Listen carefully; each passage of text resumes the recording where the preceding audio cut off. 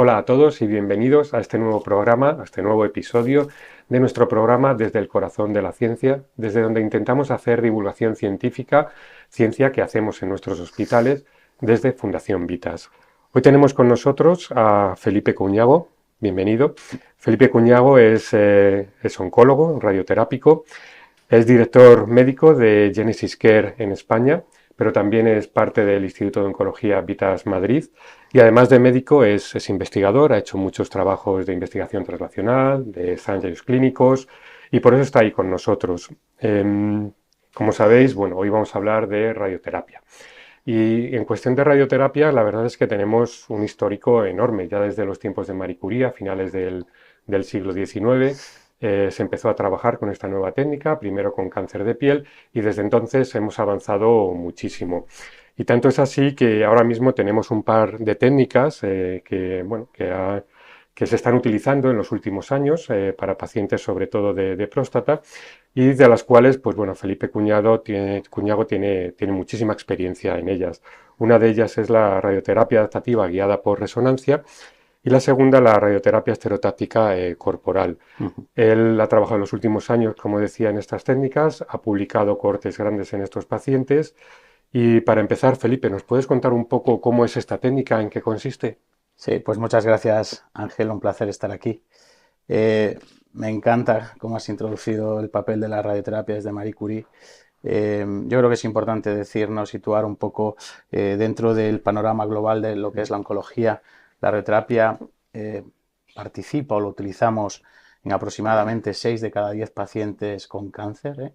De todos los pacientes diagnosticados del cáncer, en algún momento en el transcurso de su enfermedad, 6 de cada 10 van a necesitar radioterapia y aproximadamente en 4 de cada 10 la radioterapia participa en las curaciones del cáncer, ¿no? Con lo cual es un tratamiento, es un arma terapéutica relevante para manejar el cáncer y por eso es importante el que haya investigación y desarrollo, ¿no? Efectivamente, yo creo que en los últimos años dos grandes líneas de investigación y desarrollo las has definido muy bien. Por un lado, la radioterapia estereotática fraccionada corporal, ahora la defino, y por otro lado, el concepto de radioterapia adaptativa, ¿no? Que son dos conceptos modernos y que un poco están cambiando el paradigma del tratamiento con radioterapia. La radioterapia estereotática fraccionada corporal hace referencia a dar dosis ablativas, dosis muy altas de radiación por sesión en muy poquitos días, ¿no? Habitualmente en 5 días o menos, ¿no? Este tratamiento, como digo, está cambiando el manejo de muchos pacientes, tal es así como, por ejemplo, el cáncer de pulmón, ¿no? El cáncer de pulmón, los estadios iniciales, pacientes con nódulos de pequeños tamaños. Pues bien, en los últimos 4 años ya tenemos dos grandes cohortes prospectivas de pacientes operables, donde estamos viendo resultados similares a la cirugía, haciéndoles tratamientos en una sesión, 3 sesiones o 5 sesiones, ¿no? Hay un estudio ahora mismo, el ensayo Valor, un ensayo autorizado fase 3, que espera incluir 600 pacientes, ya lleva incluidos 500 y pico, está a punto de finalizar, comparando en este perfil de paciente con cáncer de pulmón, estadios muy iniciales, comparar el hacerle una cirugía radical con hacer solo tratamiento ambulatorio, como es el tratamiento de SBRT, radioterapia estereotática fraccionada corporal. Veremos si al final los datos de supervivencia y calidad de vida son iguales, mejores o peores para qué tratamiento, ¿no? Pero desde luego tiene un potencial para establecerse como una alternativa en el cáncer de pulmón estadio inicial en paciente operable. Es un estándar of care en el paciente no operable ya, pero el futuro vendrá también, estoy convencido de ello, para el paciente operable. En otra indicación donde se ha establecido claramente la SBRT con un nivel de evidencia 1, el derivado del ensayo, entre otros, del PACE-B, del PACE-B, el ensayo inglés, cáncer de próstata localizado, bajo riesgo, riesgo intermedio, le podemos tratar a los pacientes en 5 días, ¿no? 5 días, 10 minutos por sesión, sesiones que no son invasivas, son ambulantes, el paciente en todo momento haciendo su vida normal y el porcentaje de control de PSA, que ojo, no estoy hablando de estar vivo o muerto, solo control de PSA 5 años es del 95%, con lo cual una técnica extraordinaria como alternativa a la cirugía para aquel paciente que prefiere no pasar por una cirugía, ¿no? Por otro lado, Lo que es el concepto de radioterapia adaptativa, y paso a explicarlo un poco. Este concepto es un concepto que se ha desarrollado sobre todo en los últimos 8 o 10 años, ¿no? En los últimos, de hecho, 3 4 es cuando el cuerpo de la evidencia se ha incrementado de forma exponencial. Si bien es cierto que hay distintas tecnologías para poder hacer radioterapia adaptativa, probablemente el mayor paradigma o la tecnología que mayor la representa se llaman los aceleradores con resonancia, ¿verdad? El concepto de radioterapia adaptativa, ¿a qué hacemos referencia, ¿no? Cuando hablamos de ello? Cuando tratamos un paciente de radioterapia adaptativa, ¿qué es lo que estamos haciendo? Se trata de que con el paciente en la máquina, tumbado en la máquina, tú delimitas en directo, según la anatomía de ese día, porque tú le haces al paciente una resonancia en 2 minutos. Es una resonancia en 2 minutos y tú estás viendo la próstata según está ese día. Le dices a la máquina, oye, que hoy la próstata está aquí, su recto está aquí, la vejiga está aquí. Con eso voy a planificar en directo por dónde van a entrar los haces de radiación y cuando he terminado eso le digo a la máquina, quiero que durante el disparo, mientras estamos administrando la radiación, tú solo dispares cuando la próstata está aquí, en la zona de interés, pero si se nos mete el recto o la vejiga o cualquier otro órgano al que le podamos hacer daño, paras automáticamente de disparar hasta que la próstata en este caso se mete en la zona de interés, ¿no? Con lo cual, está siendo un cambio de paradigma, supone un incremento de recursos humanos, porque cada sesión, pues en términos de cuántas personas necesitas, se parece un poco a un quirófano. Necesitas que esté mínimo un médico indirecto, habitualmente 2, un físico, 2 técnicos que tienen que estar ahí haciendo todo este procedimiento. Es un procedimiento, ¿no? La verdad es que ya empezamos a tener resultados muy interesantes y muy alentadores. Hay 2 perfiles de paciente. El paciente con cáncer de próstata, donde vamos a mejorar y tenemos ya un nivel de evidencia 1 derivados de estudios aleatorizados. Vamos a disminuir la toxicidad y mejorar la calidad de vida. Es el paciente con cáncer de próstata, ¿no? El cáncer de próstata, si le trato con esta tecnología comparado con tecnologías más convencionales, digámoslo así, la probabilidad de toxicidad rectal, ya simplemente hablando de la aguda, pero que luego además se traduce a la tardía a los 2 años después del tratamiento, la toxicidad aguda rectal pasa de un 10 a un 0%. La toxicidad aguda urinaria, estoy hablando grado 2 o mayor, pasa de un 50 a un 23%. Con lo cual, y además a 2 años se mejora la función sexual, ¿no? Por esta precisión, ¿no? Porque al final está radiando menos, controlando en tiempo real el tumor y órganos de riesgo, y esto hace que mejores calidad de vida de los pacientes, ¿no? Con lo cual estamos hablando de una terapia completamente personalizada. Esto está dentro de las terapias personalizadas. Totalmente. Es eficaz, es segura y mucho más cómoda para el paciente, claro. Eso es, pero además es importante entender este otro concepto, el paciente complejo. Hay un perfil de paciente, por ejemplo, el cáncer de páncreas. Cáncer de páncreas no metastásico irresecable o borderline.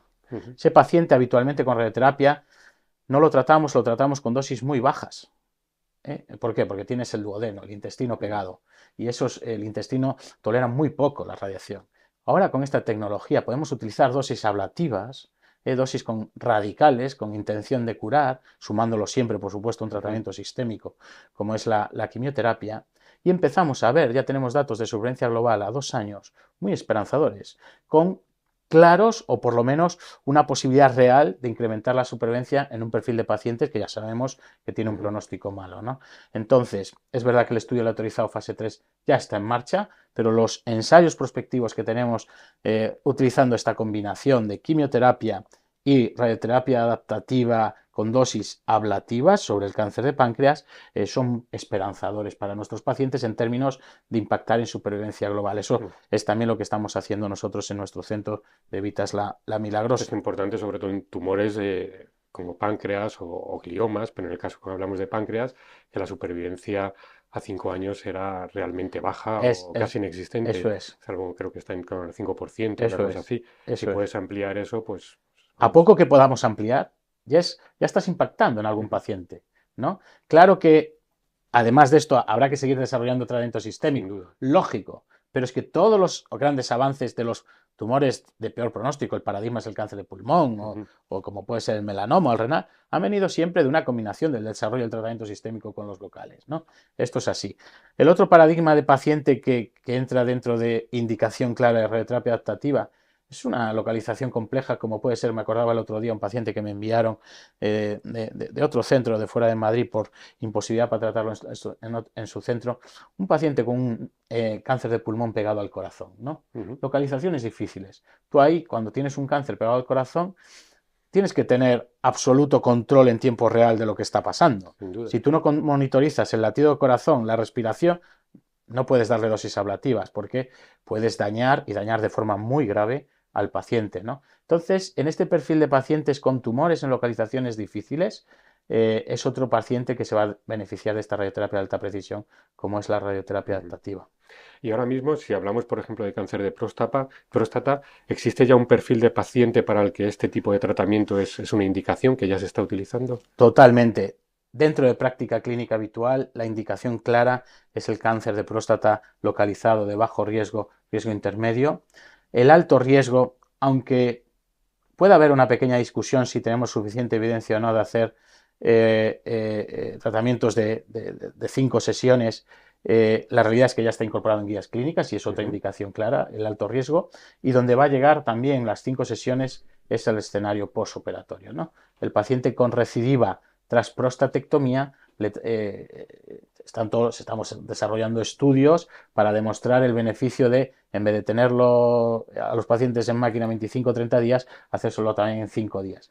En ese sentido, también la recidiva tras una radioterapia primaria, tú has tratado de forma radical al paciente con radioterapia, si vuelve a salir una recurrencia local solo en la próstata, el volver a reirradiarle en solo 5 días es una indicación clara dentro de práctica clínica habitual. Y hay ya estudios de cohorte, estudios en los que ya está indicada en este tipo de pacientes con cáncer de próstata, donde se ve realmente pues que esta indicación es mucho mejor que la alternativa que teníamos antes. Claro, la indicación de radioterapia adaptativa en MR-Linac viene derivada del ensayo Mirage, ensayo americano, cuyo autor principal es Amar Kishan. Es un estudio aleatorizado fase 3. Los datos de toxicidad aguda y calidad de vida se publicaron en JAMA Oncology hace aproximadamente un par de años.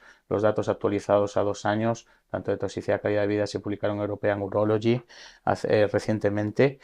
Y las dos publicaciones coinciden en lo mismo, ¿no? Si me trato haciendo una radioterapia adaptativa, disminuyo mis márgenes de seguridad 2 milímetros, eso va a impactar de forma clara en que el paciente, ojo, toxicidad rectal del 0%, cero, bueno, eso está ahí y eso está demostrado, ¿no? Es verdad que a 2 Hay años que ver en vida real. hay que verlo en vida real, Más pacientes y demás, a ver cómo... más estudios multicéntricos que confirmen estos datos, pero no, todos los demás datos que vamos teniendo no se desvían de ahí un 1%, pero esas cifras muy bajitas. Y la toxicidad genitourinaria también una clara disminución y todo ello impactando en calidad de vida, ¿no? Pues la verdad es que esto es un ejemplo claro de cómo los resultados de una investigación, además muy reciente, ha impactado directamente en pacientes y ya se utiliza en el día a día de la práctica clínica, con lo cual, bueno, pues es realmente impresionante. Hablando un poquito de los pacientes que en los que ya los estás utilizando, ¿podrías ponernos algún ejemplo de cáncer de próstata donde algún paciente se ha beneficiado especialmente de este tipo de técnica? Bueno, desde luego, todos los pacientes vienen asustados y con miedos a una consulta cuando le han diagnosticado un cáncer de próstata. Yo recuerdo ahora mismo, que me viene a la mente, es el caso de un cirujano maxilofacial, bueno, que estaba dudando si me opero, si me radio. La verdad es que su diagnóstico se retrasó, hubo muchos problemas de acceso a la cirugía, en fin, distintos motivos. El caso es que cuando llegó a mi consulta, pues estaba asustado y con miedo, ¿no? De hecho, su esposa lloró en esa consulta porque un poco se sentían perdidos, ¿no? Lo tratamos en el MR-Linac, en el Meridian, 5 días, el año pasado. Era un paciente con cáncer de próstata de riesgo intermedio. El paciente hizo sus sesiones ambulatorias, manteniendo su actividad clínica. Y a día de hoy, un año después, tiene su PSA perfectamente controlado y está sin ningún síntoma, ¿no? Él como cirujano, pues realmente le sorprendió. Y bueno, yo creo que es este momento cuando realmente te tienes que someter al tratamiento y ves que realmente es efectivo, cuando pues empiezas a ver que esto de la radioterapia es algo más que toxicidad y cosas raras, ¿no? Que realmente es un tratamiento eficaz. Pues muchísimas gracias, Felipe. Muchas gracias por compartirnos cómo ha ido evolucionando en los últimos años estas técnicas, en general la radioterapia, y cómo pues, los pacientes ahora mismo se pueden beneficiar de estas nuevas técnicas y de una manera asombrosa, incluso siendo alternativa a la cirugía. Sí. Así que gracias por estar con nosotros, y a todos vosotros espero que hayáis disfrutado mucho de este nuevo programa, de este nuevo episodio, y espero que nos acompañéis, que hagáis like en las redes sociales y que nos acompañéis en los siguientes episodios. Gracias a todos.